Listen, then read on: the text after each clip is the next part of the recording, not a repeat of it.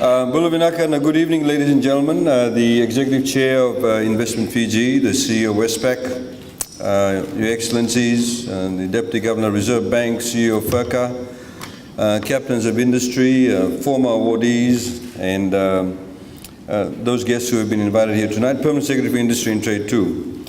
Ladies and gentlemen, you know, when you have two speakers who can speak so eloquently, there's not much to say afterwards. But I'd like to highlight very, very briefly some of the initiatives that we put in place as government, the Bainimarama government, in terms of fostering and giving confidence to the business sector. The business sector, no doubt, is a key component in the economy, in any economy.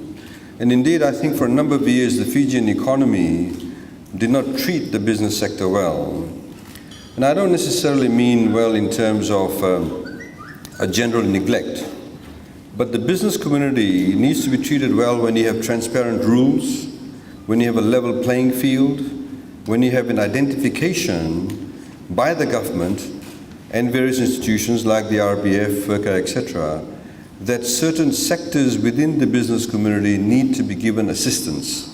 Assistance not for them to be dependent upon, but an assistance to give them a leg up, to ensure that cottage industries, to ensure that businesses that are just starting, nascent businesses, are given that assistance so they can eventually stand on their own 2 feet and they can contribute towards the economy. I think what is also critical for any government to recognize is how we can, in a very collaborative manner, engage the business community with government, but also with employees. And I think whenever the discourse of assisting businesses in Fiji has always been a zero-sum game. So if a government, if a political party supported the business community, it was at the expense of the employees. Or if they supported employees, it was always at the expense of businesses. What the Bainimarama government has shown that you can do both, and you can do that well. And I think that is the success of the Fijian economy as we speak. We have a growth rate of 3.8%, a lot better than the Australians and Kiwis.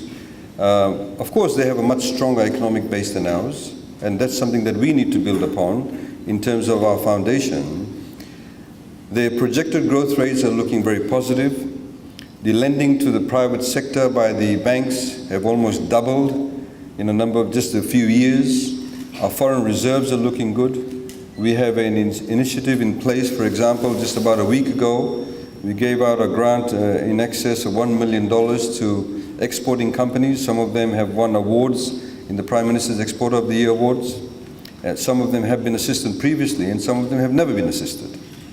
But the reality is that many of these businesses are able to now stand on their own 2 feet, provide a quality product, because they now have the infrastructure that they would not have had if they weren't given that assistance.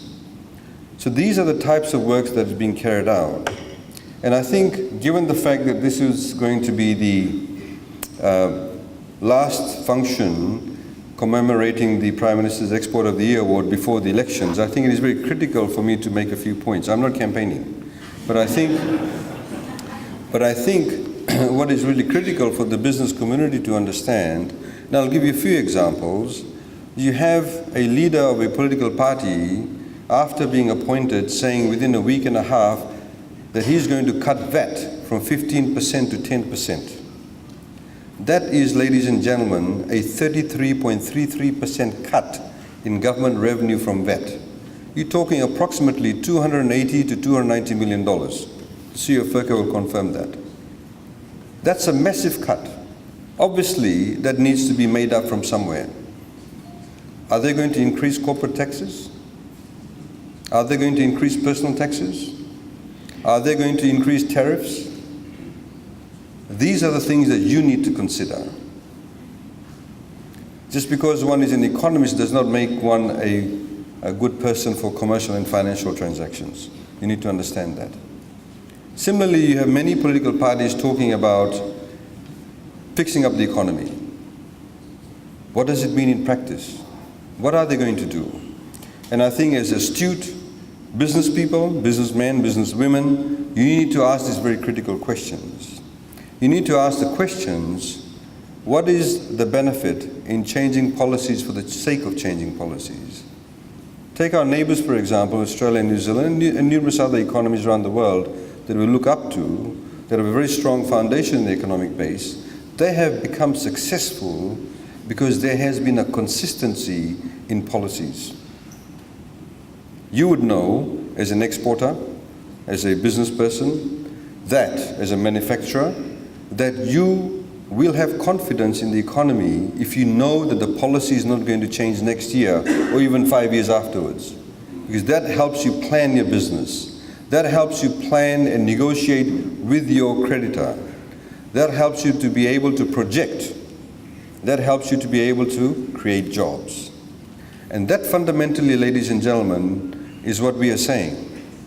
That the economic success that we are seeing now has come about because of the consistency in policies. And let me tell you, if we have another 4 to 8 years of this consistency in policies, Fiji will have limitless opportunities and prosperity. So, as far as the export of the year is concerned, as I said, the foreign reserves have increased. We continue to work with that. One of the key issues, of course, regarding exports is quality control. The story I was telling a group of farmers last week when I was in Vanuatu is that we need to ensure that we have quality.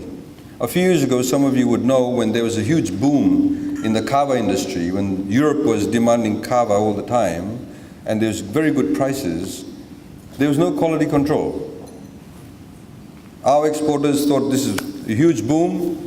Instead of putting the roots, well, they put the roots, they put the leaves, they put the stem, they put everything. Just so they could get that huge windfall in a very short period of time. And look what happened.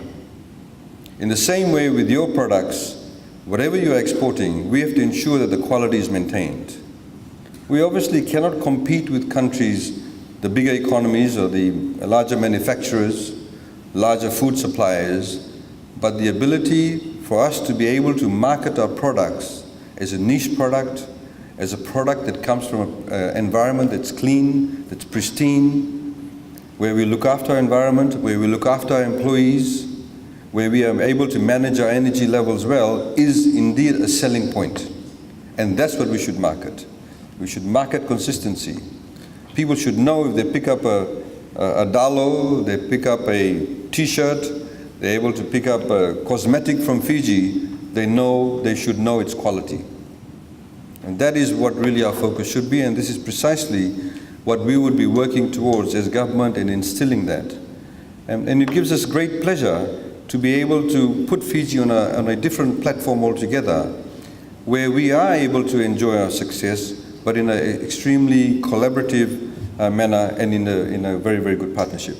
So I'd like to thank Westpac for their contribution. We've had a very good success with the banks now, as you may have seen in the papers, just as a side thought, regarding the first time we're giving home grants to people who want to buy homes. They're building their first home, they need to go through a commercial bank and they get a $10,000 grant. If they're buying a home, they get a $5,000 grant. And I want to say, CEO, that the first application that has been approved and the check is going is actually through HFC. So you've got competition.